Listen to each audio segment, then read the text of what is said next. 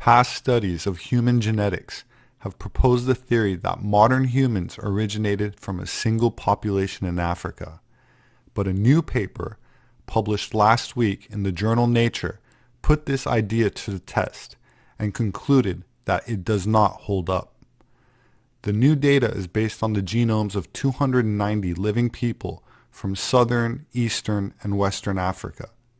The findings suggest that modern humans descended from populations of different hominin species that mix genes rather than on a singular demographic that mutated and evolved in a linear fashion. When asked about the DNA evidence, Eleanor Seri, an evolutionary archaeologist at the Max Planck Institute in Germany, said, quote, "There is no single birthplace. It really puts a nail in the coffin of that idea." Rather than envisioning human evolution as a tree with a singular stem that splits into disconnected branches, the researchers describe ancestral human populations as intertwining stems or cross-species interracial breeding or hybridization.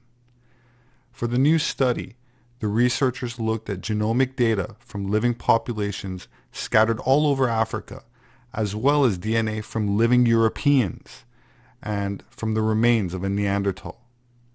Jessica Thompson, a paleoanthropologist at Yale University, said, quote, "People alive today may be quite different from those who lived in the same place in the past," implying that one should not look at modern demographics in a given region and assume that is what populations in antiquity looked like racially.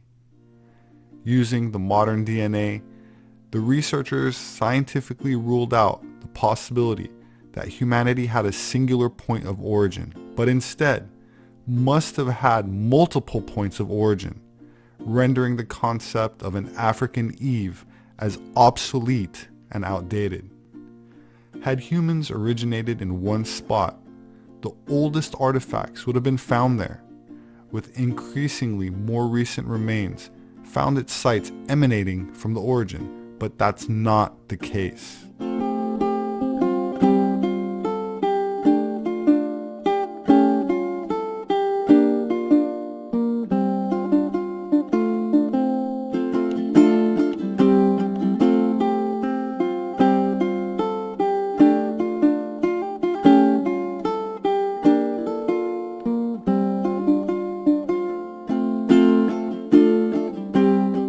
While the modern genomic studies continue to vindicate the efforts of anthropologists such as myself that have argued against the politically motivated models concerning humanity's allegedly singular African origin, as put forth by the United Nations at the close of World War II.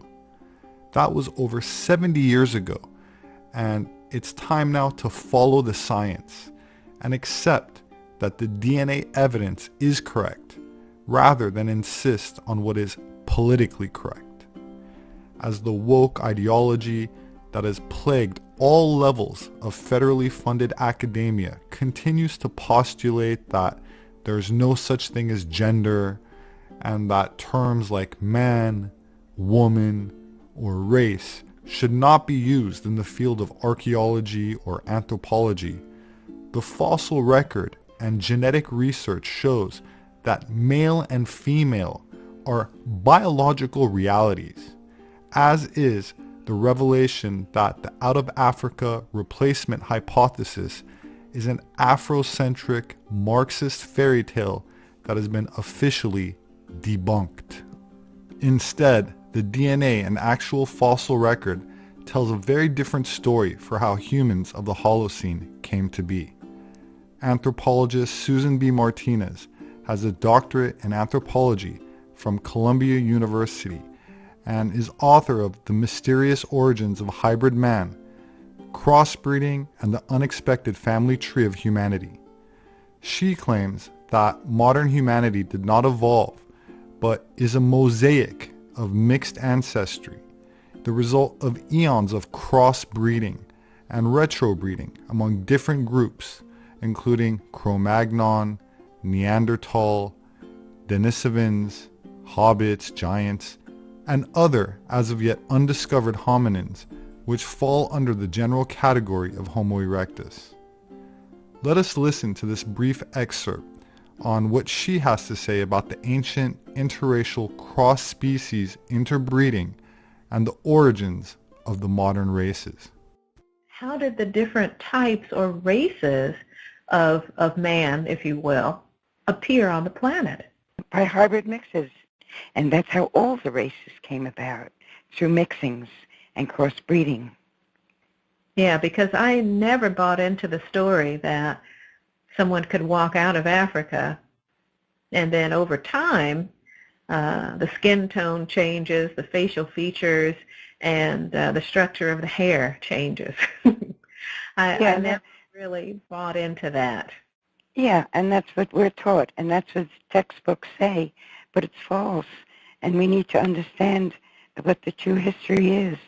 Out of Africa, the African Garden of Eden has become a strict part of the Darwinian paradigm. This is where the professors and experts tell us that all mankind came from Africa. I don't believe this is true.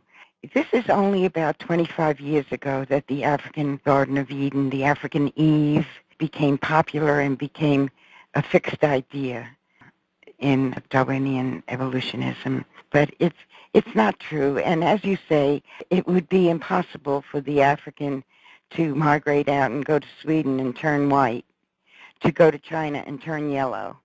Those are fairy tales that they're still teaching in school. While there's always someone who will remark that if Cro-Magnon and Homo erectus could mate and produce viable offspring, doesn't that make them the same species? And the answer is no.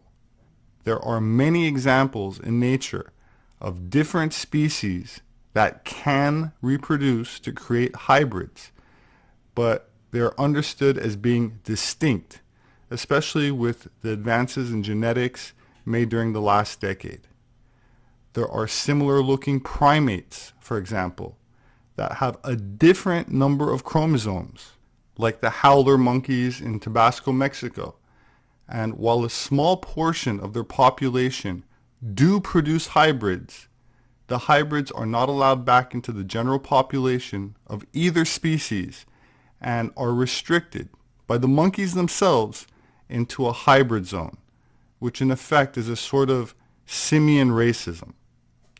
Lions and tigers are distinct.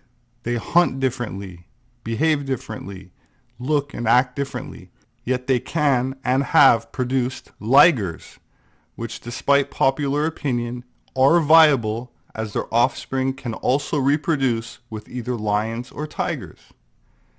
That said, I came across an article this week quoting Professor Stringer, a British physical anthropologist noted for his work on human evolution and considered one of the world's foremost experts and proponents of the now obsolete and debunked out of Africa replacement model, which argued that human species left Africa and mutated into the various races we have today, killing or replacing the other hominins. We now know conclusively, genetically, that this is false, and that the various races exist today because of hybridization. We are all various mixes of these different hominin species. The article articulated what I just said like this, quote, "One definition of a species is groups of interbreeding natural populations that are reproductively isolated from other such groups, according to Encyclopedia Britannica. However, that definition may not apply for Homo species, as recent research describes evidence of interbreeding between Neanderthals, Homo sapiens, and Denisovans, a hominin species discovered in Denisova Cave in Russia. For example, a 2018 paper published in the journal Nature reported evidence of multiple episodes of interbreeding between Neanderthals and Homo sapiens. Another 2018 paper, also in Nature, described evidence of an ancient human hybrid who had both Neanderthal and Denisovan DNA. This has led some scholars to argue that many Homo species, including ours, should be lumped together, Stringer said. In this paradigm, modern humans are Homo sapiens sapiens, while Neanderthals are Homo sapien neanderthalis, and Denisovans are Homo sapiens denisovans. Stringer, however, maintains that humans and Neanderthals are separate species because their bone structure is different. If Neanderthals and Homo sapiens remained separate long enough to evolve such distinct skull shapes, pelvises, and ear bones, they can be regarded as different species, interbreeding or not. He wrote in an article for the Natural History Museum in London. To that, I would add that there are other indicators that we do not all share the same ancestry, history, and therefore have biological complication with compatibility, such as with blood transfusions or even with reproduction. If mankind evolved from the same African ancestor, then everyone's blood would be compatible, but it's not. Rhesus negative blood type appears suddenly around 35,000 years ago in Cro-Magnon types. Where did the Rh negatives come from? And why does the body of an Rh negative mother carrying an Rh positive child try to reject her own offspring? Humanity isn't one race, but a hybrid species. The article accurately describes ancient interbreeding between Homo sapiens and Neanderthals or Denisovans, two other hominins that lived during the Cro-Magnon era, which is synonymous with Homo sapiens, as Cro-Magnon was the first modern human, a designation that in an anthropological context is different from anatomically correct human. Nothing before Cro-Magnon is considered modern the way anthropologists use the term. That said, there have been other discoveries made through genetic sequencing which speak to further DNA contributions to some races from super archaic species, such as Homo erectus or habilis. The term super archaic implies the specimen are very primitive in terms of behavior and cranial capacity. Another term used is ghost species, as their genetic contribution has been detected but has yet to be officially verified in the fossil record. Present-day sub-Saharan Africans trace up to 19% of their genetic ancestry to these extinct archaic hominin species, likely Homo erectus or Homo habilis, that is not found in the DNA of present-day Asians or present-day Caucasians. So the prevailing notion that we were all hunter-gatherers in Africa and we all started to domesticate animals and we all started to establish large-scale farming and we all started to then evolve into agriculturalists is false. Some hominins were hunter-gatherers for 3 million years straight, and parts of their lineage still are today, such as the Dinka tribe, who are now considered pastoralists, as cows were introduced into Africa by Eurasians a few thousand years ago.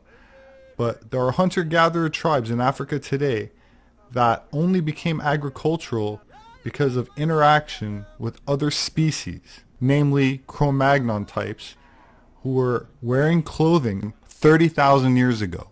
From the moment they popped onto the fossil record, fully developed with a massive cranial capacity larger than today's average, about twice the size of Homo erectus, who they interbred with.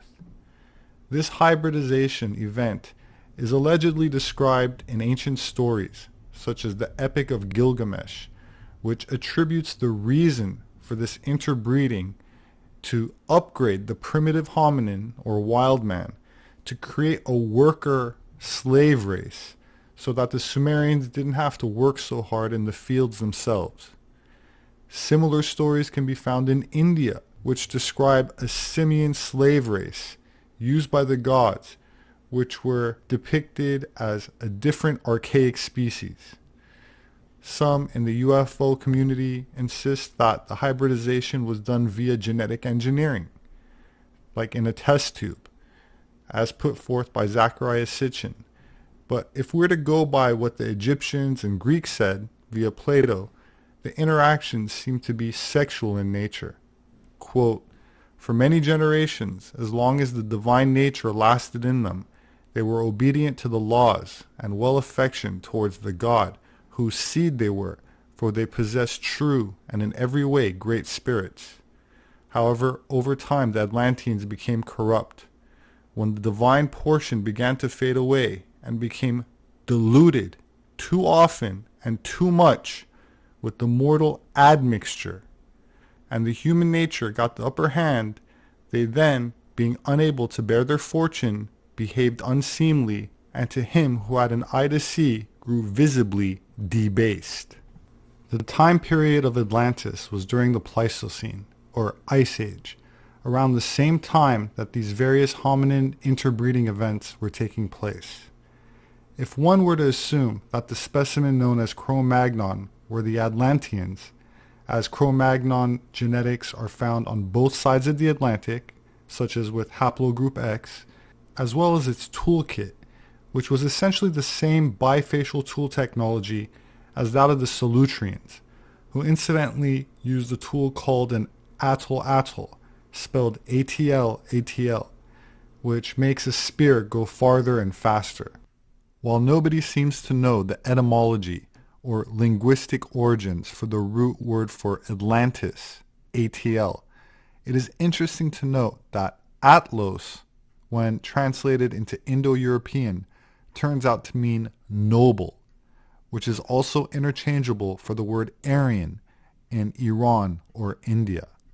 According to many occult authors, such as Madame Blavatsky and Rudolf Steiner, the remnants of Cro-Magnon, or the seafaring race of the Pleistocene that many call Atlantis, settled in the Caucasus regions around Mount Ararat in present-day Armenia or Turkey at the end of the Ice Age, and at the start of the Holocene disseminated agricultural civilization and Indo-European languages as they branched out in waves, becoming the nobility of the civilizations that they then founded, from the ancient Hittites of Anatolia to the Tocharians of China, the Aryans of Iran and India, to the Minoans, Phoenicians, an original race of North Africa and the Mediterranean, including ancient Egypt, Carthage, Greece, and Rome.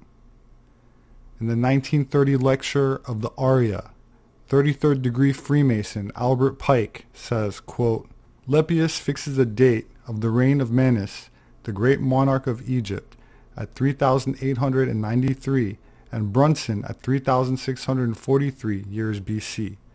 The common chronology makes Nimrod or Belus to have lived about 2,500 and Abraham to have been born about 2,000 years before our era.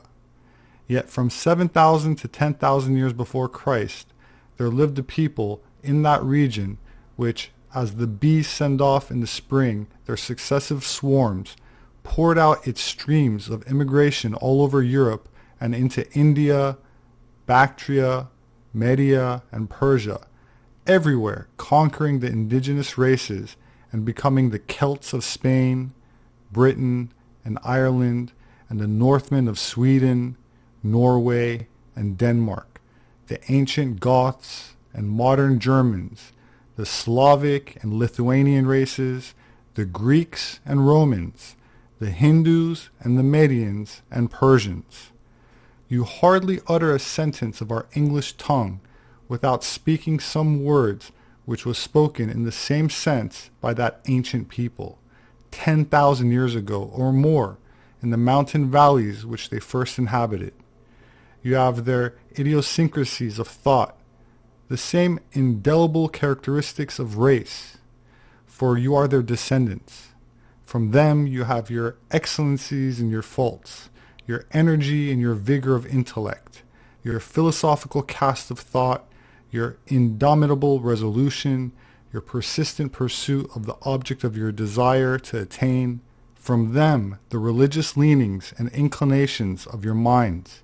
From them, your social institutions and relations, and the foundation stones of your laws, customs, habits. From them all your philosophical and religious doctrines. They were white men, as we are, the superior race in intellect, in manliness, the governing race of the world, the conquering race of all the races. They called themselves Arya, the Aryans, the warlike, or some think the noble. They were the ancestors of the Greek and Roman heroes, as well as of the northern Vikings, and especially prided themselves upon which we call manliness, the virtues of the Roman.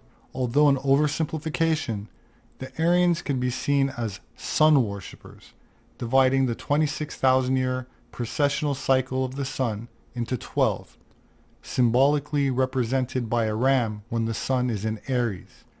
So, before the roughly 2,000-year age of Aries, they would have associated themselves with Taurus, a cow or bull, which is attested to, for example, by the Minoan civilization.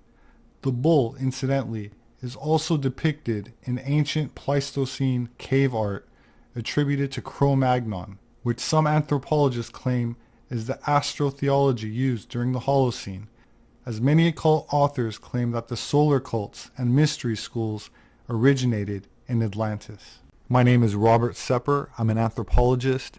My published work is available on Amazon and through all other major book outlets. If you'd like to support my work, you can do that through patreon.com. There should be a link in the description. Please subscribe for future updates. Leave your thoughts below. Have a wonderful weekend, and I hope to see you again soon.